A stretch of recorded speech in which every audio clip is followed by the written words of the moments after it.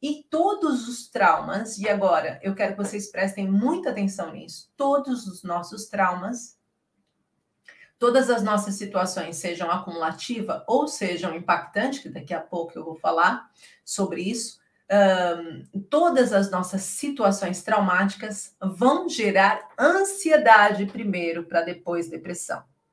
Todas as nossas situações vão gerar ansiedade primeiro, para depois gerar depressão. O que isso quer dizer? É que eu primeiro começo com pequenos sintomas de ansiedade. Eu posso não notar, mas eu não estou bem. Eu sinto meu coração disparar, eu não sinto bem em alguns lugares, eu quero sair, eu tenho crises, estresses, irritabilidade, eu tenho secura na boca, às vezes eu perco o cabelo depois do trauma, de acordo com o escudo. De acordo com o que vocês vão vivendo, o corpo de vocês vai reagindo.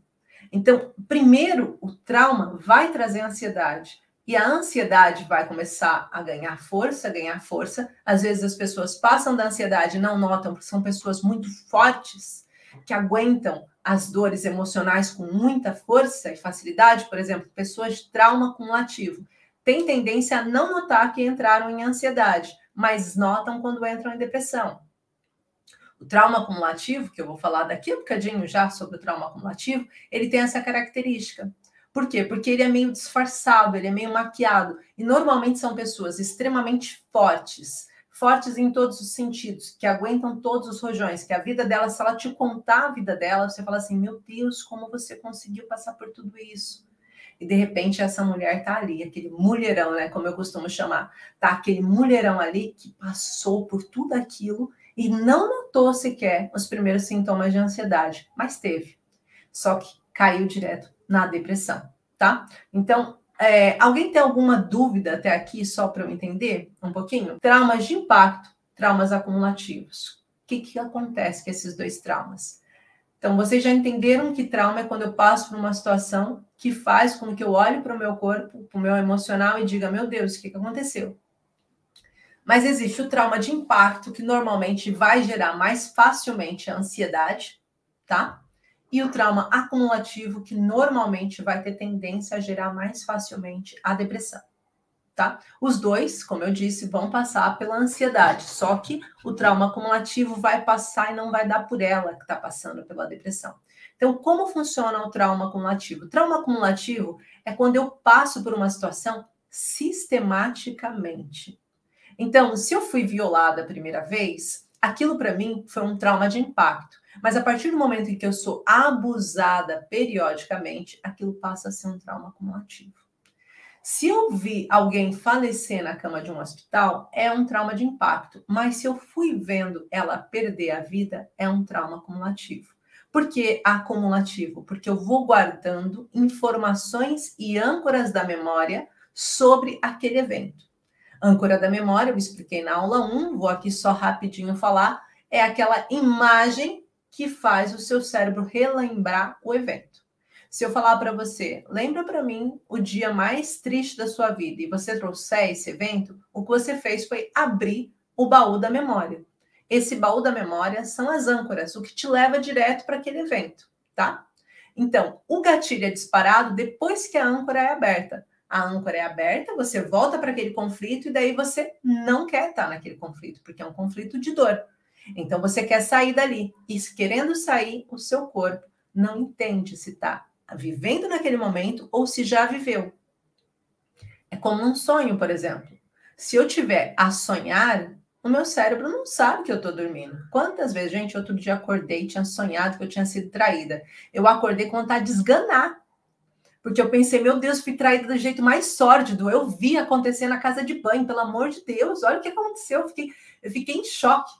Isso acontece porque o meu cérebro não sabia que eu estava sonhando. Ele simplesmente viveu aquele momento. Então, ele acordou com todos os sintomas emocionais, como se eu tivesse vivido. Então, quando você abre uma âncora da imagem, você revive aquele conflito. Por isso, a pirâmide do conflito, que faz você reviver. Qual é o objetivo, então, Gi? Se eu tenho depressão e ansiedade, o meu objetivo número 1 deve ser desativar as âncoras. E, infelizmente, a maior parte dos profissionais acham que só simplesmente desligar temporariamente as âncoras vai fazer com que vocês tenham resultado. Mas quando a gente olha para o lado e vê quantas pessoas têm depressão e ansiedade até hoje, os números crescendo, pessoas que já têm há 20, 25, 30 anos tomando medicação, a gente percebe que não está dando resultado. E não está dando resultado por quê? Porque adormecer é quase como se você saísse para beber para esquecer as mágoas da mulher que você ama. Se você está saindo para beber para esquecer aquilo que aconteceu, quando o álcool passar, o que vai acontecer? Você vai lembrar de novo. Você tem duas saídas, ou você vive alcoolizado, daí no caso, ou você, uma hora ou outra, vai ter que encarar aquela dor. O medicamento é a mesma coisa. Ou você vive num estado de sobrevivência, tomando medicamento sem parar, ou uma hora ou outra você vai ter que encarar aquela dor emocional que está lá dentro no seu peito, aquele problema que você está passando. Então, o objetivo central é você olhar para esse emocional, esse trauma acumulativo que você viveu. Trauma acumulativo, uma situação que você foi vivendo sistematicamente. Infelizmente, muitas das mulheres que eu atendi até hoje vêm de um caso ou de violência doméstica, por exemplo, a violência doméstica é um trauma acumulativo, ou desvalorização, a maioria, eu posso dizer para vocês, todas as turmas minhas do Método Origens até hoje, a maioria, predominantemente, as pessoas que têm depressão, passaram por um trauma de desvalorização sistemática, ou seja, um trauma acumulativo de desvalorização. O que é um trauma acumulativo de desvalorização? A pessoa o tempo todo ficou à espera de ser vista, de ser lembrada. Fez sempre pelo outro. Se você tem dificuldade de dizer não para as pessoas, provavelmente você sofre desse escudo da desvalorização. Então você passa a dizer sim, tentar agradar sempre o outro, fazer sempre mais pelo outro do que por você. Você é aquela pessoa que tira a camisola e dá para o outro e fica nua. Simplesmente isso. Por quê? Porque você, a sua verdade é que você sente que você precisa que os outros te vejam. E daí você começa a fazer mais pelo outro para que ele possa olhar para você também e ver o quanto você é uma pessoa especial. Você aprendeu que o seu valor estava nas suas ações. E isso é uma dor muito ruim. Porque quando você deixar de ter mais ações, porque a vida é assim, nós vamos perdendo a nossa utilidade, você sente que você já não vale nada. E aí essa dor é ainda pior, porque você sente que você foi esquecida, que você não tem com quem contar, que as pessoas não te apoiam, que ninguém te vê como viam. Então tudo isso vai se tornando um grande trauma acumulativo. O que acontece é que quando você entra num trauma acumulativo e ele desperta, por isso que eu pedi para vocês hoje anotar tudo, tá? Anotar quais foram os traumas que vocês passaram na história de vocês que vocês recordam. Porque isso faz com que eu perceba, peraí, isso está acontecendo no meu momento atual? Então, esse é o gatilho que está sendo disparado. Vou dar um exemplo.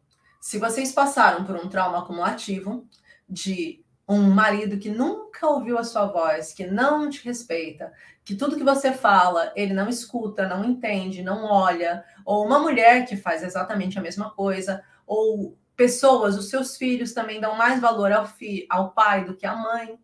Automaticamente, quando entra uma pessoa na sua casa, novamente, quando entra esse marido na sua casa e fala para você, você não arrumou nada ainda hoje? Ficou o dia todo fazendo o quê? Você volta a sentir o conflito. E aí você vai lá para baixo, no fundo do poço. Nesse caso, depressão. Lembra que eu falei que o acumulativo era mais característico da depressão? Justo por isso, porque você vai aguentando calado, você vai engolindo, engolindo, engolindo, engolindo, engolindo. E de repente, quanto mais você engole, pior vai ficando. Por quê? Só vai aumentando a sua dor. Então, esse é o caso do trauma acumulativo. É você ficar vivenciando várias histórias e ele tem várias formas de se apresentar. Se você passa por uma situação em que os seus pais estão sempre dizendo para você que você não é capaz de nada, que você não vai conseguir chegar em lado nenhum, que você parece louca, tá sempre querendo umas coisas que ninguém quer. Olha o que você está fazendo da sua vida, menina. Se você fica escutando esse tipo de frase, automaticamente o que vai acontecer? Você vai falar assim, peraí, ninguém confia em mim, ninguém acredita em mim. Então, o que eu estou vivendo, eu não sei mais o que fazer. Automaticamente, você está passando por um escudo da impotência, em que você vê desvalorização e impotência, em que você vê que ninguém acredita em você e você começa a não acreditar também. você começa a medir as suas forças e dizer, eu também não acredito em mim. Então, isso é o trauma de acumulativo. Agora, para além do trauma acumulativo, nós temos os traumas de impacto. Traumas de impacto.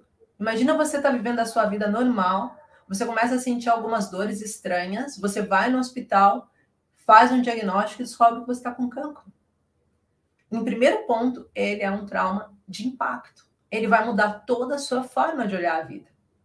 Depois disso, ele pode se tornar um trauma acumulativo de acordo com como você vai vivenciar esse cancro. Se ele é benigno, se é maligno, se você vai ter assistência médica, se você vai ter apoio familiar, se não vai ter apoio familiar, se você está pronta para continuar aquela jornada ou não está pronta. Então, automaticamente, essa forma de olhar para a sua história vai definir se aquilo vai ser um trauma de impacto ou um trauma acumulativo.